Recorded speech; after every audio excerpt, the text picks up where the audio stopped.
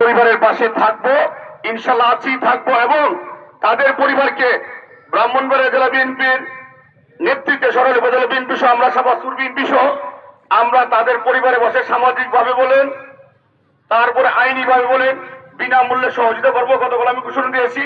আর সাবাসপুরটি আমার জীবনের সবকিছু আজকের পরিবর্তন, সেই কারণে সাবাসপুরটি আমার দুর্বলতা সবসময় আছে। আমরা নির্বিচার নিশ্চিত না হওয়া পর্যন্ত এই কোলাঙ্গা থেকে পুলিশকে আমরা বলবো, আপনাদের অভিযান আরো দ্রুত গতিতে করেন। এই লাশ মানুষের আজকের এই উপস্থিতি প্রমাণ করে যে কতটা বেদনাদায়ক, কতটা বর্মহত হয়েছি। আল্লাহ পাক সে তো শিশু, তার তো নিষ্পাপ, আল্লাহ পাক তাকে জান্নাত করুক এবং তার পরিবার যেন সুখ সইতে পারে।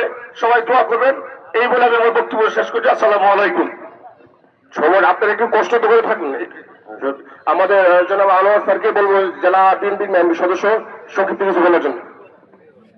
সংক্ষিপ্ত আকারে যেটা আমরা গত কদিন আগে দেখেছি, 3 মাসে আসিয়া 3 মাসে ফাঁসি হয়েছে।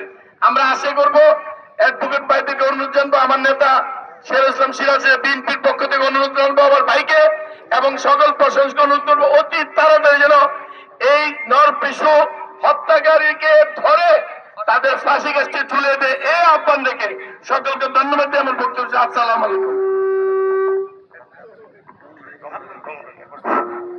এ পর্যায়ে অবস্থায় তার মৃত্যুকে আমরা সুখারম্ভ করতে চাই এবং আমাদের ব্রাহ্মণবাড়িয়া হেফাজত ইসলাম এবং ইসলামী ঐক্যজোটের পক্ষ থেকে এই নরপিশুকে সুষ্ঠু তদন্তের মাধ্যমে তাকে আইনের আওতায় এনে ফাঁসির কাস্টে ঝুলানোর জন্য আজকে আমি হেফাজতের পক্ষ থেকে আহ্বান জানাচ্ছি এবং এই সন্তপ্ত পরিবারকে আল্লাহ যেন ধৈর্য ধারণ করার তৌফিক দান করেন এবং এই মেয়ে তো জান্নাতি নিষ্পাপ মাসুম বাচ্চা, তার উসিলায় যেন তার মা বাবাকেও আল্লাহ জান্নাতের ব্যবস্থা করেন। সকলে বলেন আমিন।